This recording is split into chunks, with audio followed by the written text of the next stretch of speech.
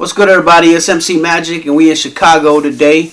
Shout out to Chicago Street TV. You know, I'm bringing a little bit of that Arizona heat. That's why I got a jacket on, because it's cold as heck outside.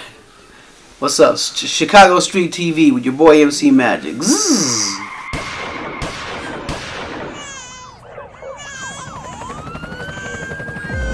Girl, I love you more than anything in this whole world. Anything in this world.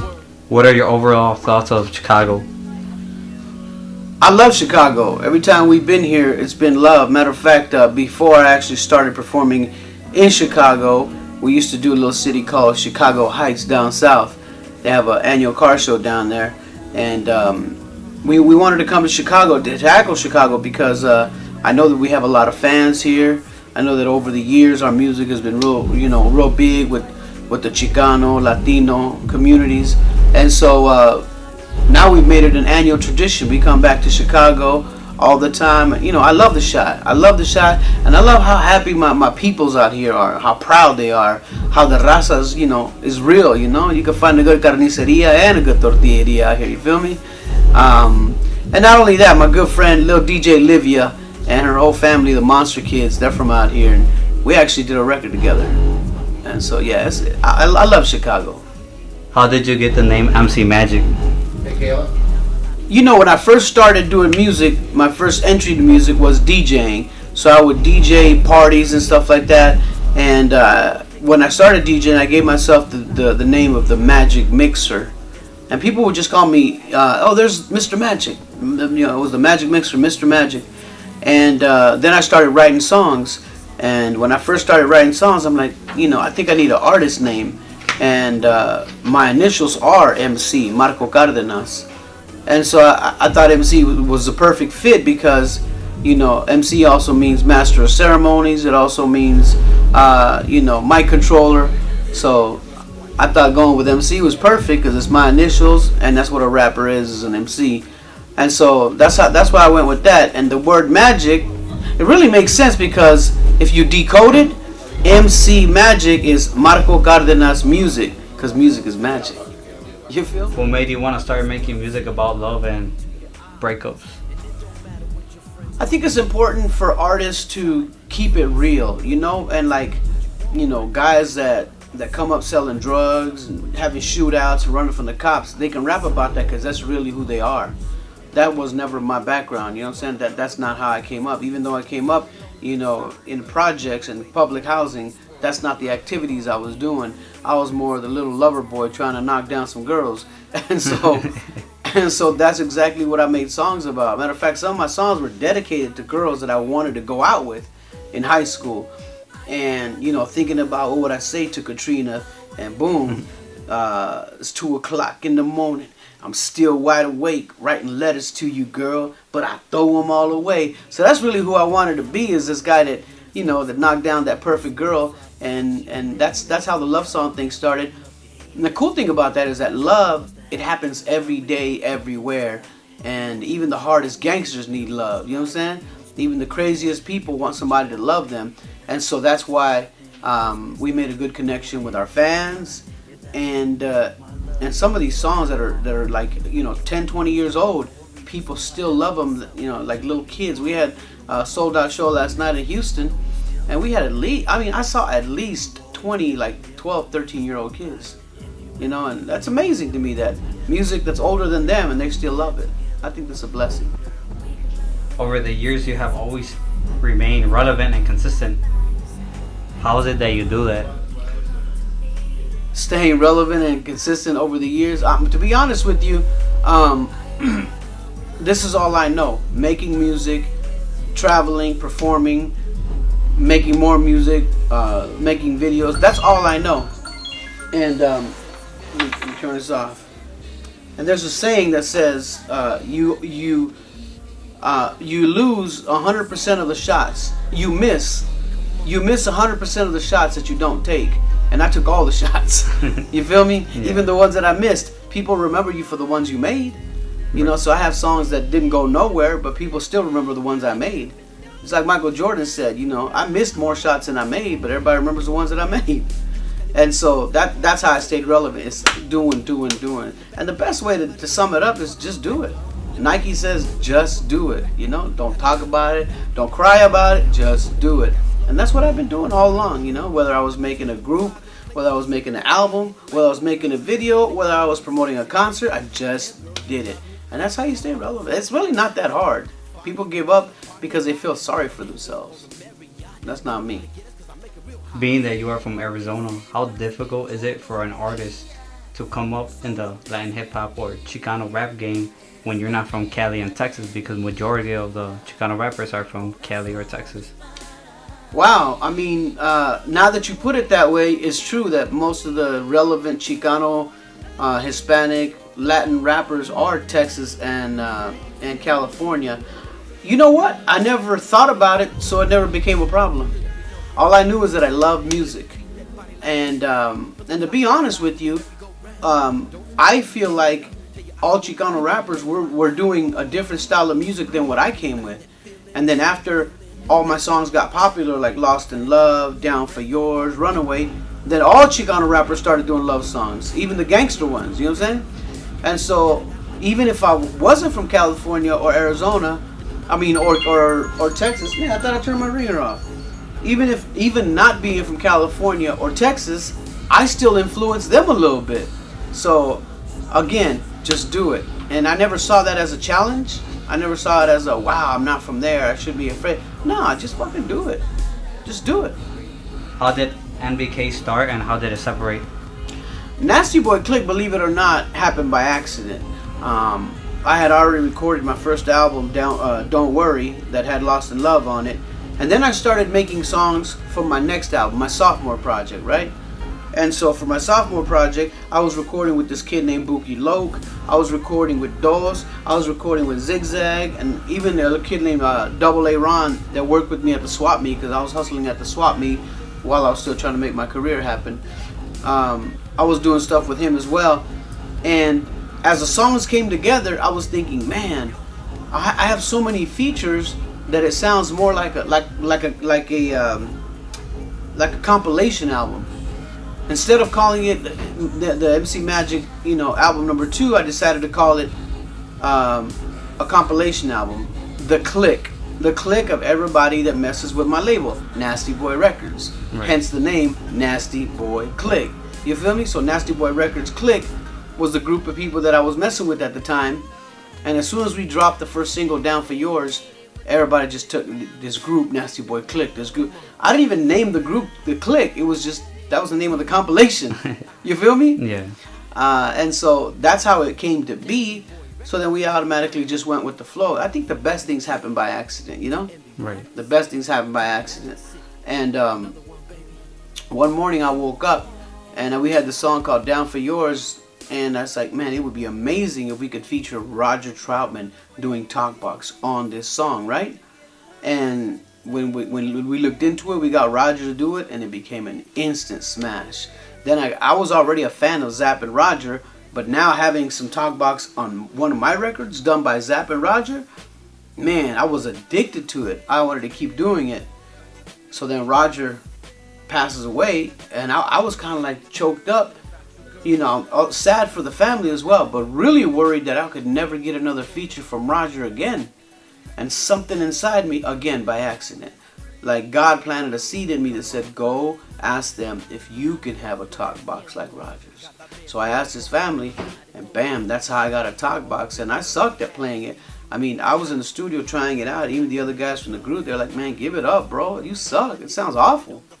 They were like that, and I couldn't give up. Damn, that's crazy. Yeah, I couldn't give up, and now the Talkbox has become my staple, Right, and I think a lot of people got influenced, like new artists. I see a lot of new artists using it now, and I'm sure you influenced. I think you're right. A lot of people saw what I did with it, and again, now I'm the influencer. You know what I'm saying? Like we influenced in that way. Roger and Zapp influenced me. Now we're influencing younger people. And some people heard my songs, Talkbox, before they heard the classics, the younger kids. They think other people are copying me, which is amazing. God bless it. Some of your fans might not know that you work at a radio station for Power 98.3. How did that came to be about? The radio station gig was a lot of fun. I've always been a fan of radio. Matter of fact, when I first got out of high school, I thought that I wanted to go to school to be a radio DJ. I never chased it. I never really chased it because I took a college course in mass media, and they were talking about some things that I was like, this is not what I want to do, because I didn't understand it yet. And so the radio thing happened because one time I was doing a concert in Boise, Idaho. The guy who ran the radio station, named Mikey Fuentes, he said, listen, to promote your show, why don't you come to the radio station and get on the air with Dee Garcia. She's a real sweet girl. She knows your music, la la la. And just hang out with her. Hang out with her, play some of your songs, invite people to the concert. And I did.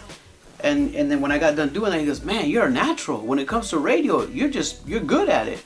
He said, you should move to Boise and come do radio. I'm like, nah, I'm good.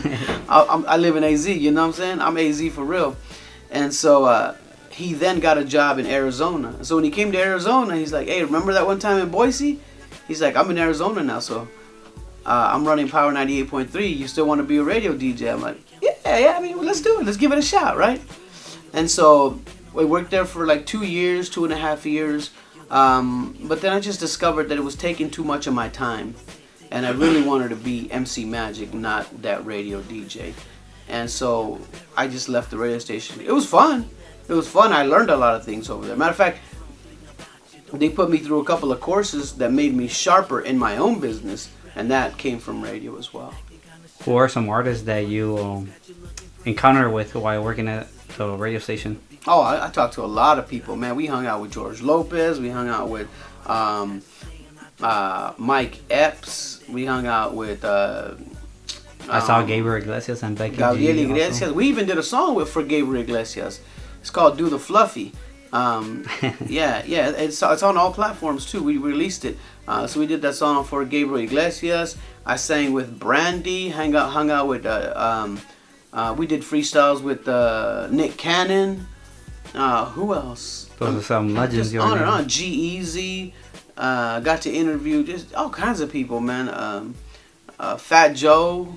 All those people that were promoting things would come by the radio station or call the radio station, and we just talked to them, and it was a cool encounter. You know what I'm saying? Yeah. Did you go to school to learn the keyboard or to be a radio host? Or DJ? When I first got out of high school, like I said, I thought I wanted to be a radio DJ, so I enrolled in a mass communications is what it was called course. I just didn't like the way they were teaching. I was already DJing myself, hustling at the swap meet, and school was kind of got in the way. So I just didn't pursue the whole being a radio DJ thing until later when I got that opportunity. As far as learning how to play the keyboard, I'm really not a keyboard player. When I figure out a song, I memorize the keys, and that's how I play it on stage, I have to learn it, practice it, and then I'll remember it. But I'm really not a keyboard player. I just taught myself how to play the talk box and just to play the notes that I need for my songs. So for a young artist, would you recommend them to go to college for music, or do you just think self-teaching is the best way to do it? Let me tell you something. You said would I recommend artists to go to college for music? I recommend parents to put their little kids in music, because a little kid that can play the piano, their brain is so far more advanced than the kid who just plays with the iPad. So I think parents should teach their kids guitar, piano, saxophone, trombone, accordion, whatever, any type of musical education will make you a sharper person. A little bit better than the average bear. You feel me? Right. So I do recommend that. A lot of people decide that they want to be artists when they're adults. When I say adults, I mean 15, 16, 17. And sometimes, you know what they say, you can't teach an old dog new tricks. Little kids can learn anything. Medium kids can learn almost anything. When you're older, it's hard to learn a lot of things, So little kids, you can mold them to be amazing artists. Look at Bruno Mars. Bruno Mars was singing when he was 3 and 4 and 5. Look how amazing he is. He can play all those instruments, plays the keys, play the guitar, and sings, he writes, he does his own melodies. It's because he was little when he started doing it. Michael was little when he started doing it. And so musically, I think music is a great education, but I recommend it for little kids. You know, it teaches them discipline too. You know, it teaches kids discipline and how to stick with something. And so that's my deal on there. You know, for other artists that are still trying to make it, just keep doing it, because I didn't have music as a child. And all my opportunities came because, you know, you guys don't remember the ones that I failed at, you know? You just remember the ones that I got lucky at. What are your thoughts on Illuminati? What are my thoughts on Illuminati? You know, I think people have this conception that the Illuminati has this dark meeting. They all wear a certain suit. They meet in a secret place. And I personally think Illuminati runs Donald Trump. I think Illuminati is the IRS. I think Illuminati makes it possible for oil drillers to steal land from the Native Americans and just do whatever the heck they want with it. So Illuminati really is our government. And we would just call it Illuminati because there's people that run government that they don't want to be seen. That's why they put Donald Trump up front, because he loves attention.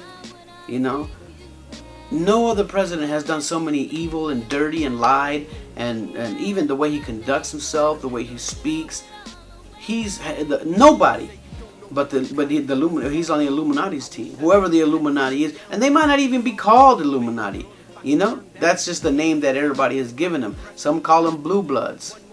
You know, and so there's a whole lot. I think there is a world of people that are controlling, like the 1%ers, like they say. 1% of the people have more money than 99% of the people put together. And so I believe in that, you know. And so I'm not going to get wrapped up in trying to fight them and trying to do that, because, you know, bottom line, I believe in Jesus Christ, and I believe everybody will be judged on how they behave themselves on earth. And all I can do is try to be the best human possible for my brothers and sisters, you know, make songs that reunite them, make songs about real love and that kind of stuff. I could never be a politician because I'm not a good liar. So I'm not in the Illuminati. There you go. What are your thoughts on 6ix9ine, a Chicano from New York, who at one point was the most Talked about and the hottest rapper in the game? I gotta be honest with you. I was a fan of 6ix9ine. Fan of 6ix9ine because he was representing my people. He wore the Mexican tag with so much pride, you know.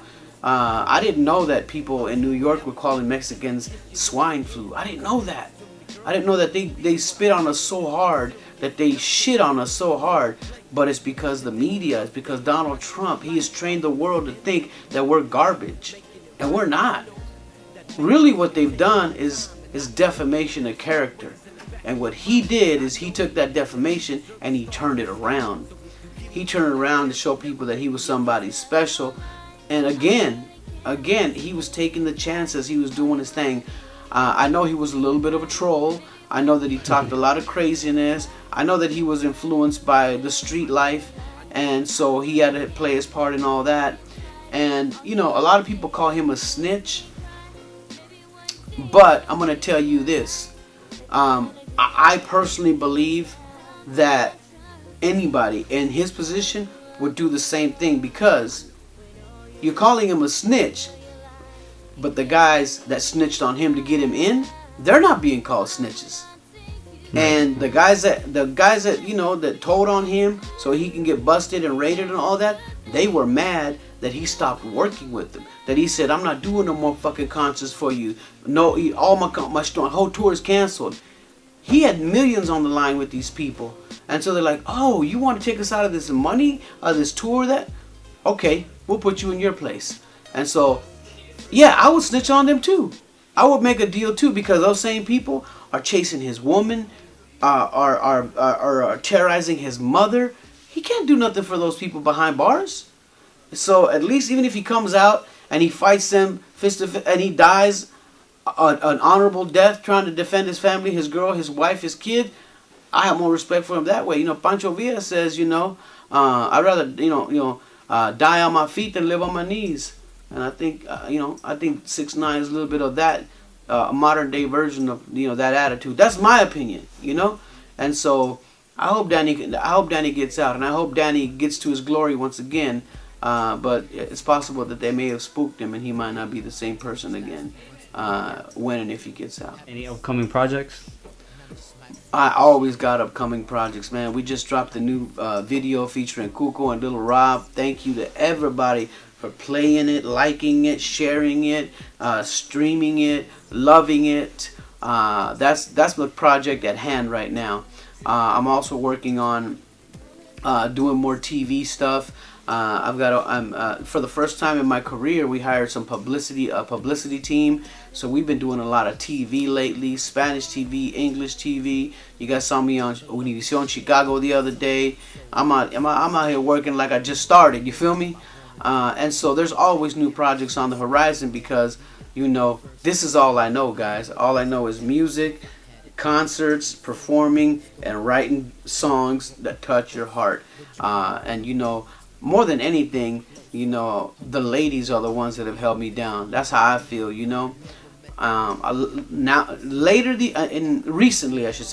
Recently, I've noticed a lot more guys coming to my concerts. But for the longest time, the crowd in my concerts was like, 80 to 99% women, and which is not a bad thing, Beautiful Latinas, love you, ladies. Thank you for always holding me down. As far as new projects, I'm always working on new projects, and I don't set myself dates because the music has to be perfect before I can release it. And so, when will my next one drop? I don't know. Will I make more songs thanking the Lord for all His blessings? Absolutely. I got a song called "The Cross." Whoo, it's amazing. I'm just gonna keep doing me. I'm gonna keep doing me, and I also believe that the best things happen by accident. Right. The best things happen by accident. So I'm gonna keep trying everything, porque algo va a dar. And that's the way we've been living for over 25 years, and in the music business. And guess what? It works. Yeah. When you say on TV, is there any specific broadcasting channels at the moment, or brands or companies? There's a company out of Atlanta that wants to do a reality TV show of my life. They want to follow me around. They want to show my concerts, my family life, and my wife is really private. She doesn't even like me to talk about her in public, and so I don't know if that's gonna work. But if we could work out a deal with that company, then we might do a different style TV show that's not that personal, because I believe that you got to have some privacy. You know what I'm saying? Right. And so we might develop a TV show of a certain type. And there's so many platforms now. You have Facebook Watch. You got YouTube exclusives. You got Hulu, Netflix, and regular terrestrial channels. There's just so many options out there, and the deal right now is to see how they can develop a show that I'll be happy with before we move to the next step. I also my wife always tells me you need to start writing your book, because the book of my story is really dope. It's got a lot of details. We could sit here forever, but I'm just trying to keep it as as compact as possible for you. I think you broke many hearts when you said that you have a wife. Nah. She's the best. We've been married 24 years, bro. And for my 25th year anniversary, she wants to go renew our vows in Jerusalem, bro. Oh, that's love right there. Land of our Father. You know what I'm saying? All right. Where can your fans follow you on social media? All my social media is at The Real MC Magic. That's what they all are. For a long time, I've been trying to get my Instagram to just give me MC Magic, because I think Instagram is going to be the one that outlasts most of these other platforms, and so I wanted it just to be MC Magic. Some guy took it, and and he even calls himself Marco in the description, like my name, and that's impersonation. But if Instagram is watching, yo guys, give me my name. I want to claim my own name, just MC Magic. For now, it's The Real MC Magic on everything, and on YouTube, it's just MC Magic. My life has been so beautiful, and I just want to thank you.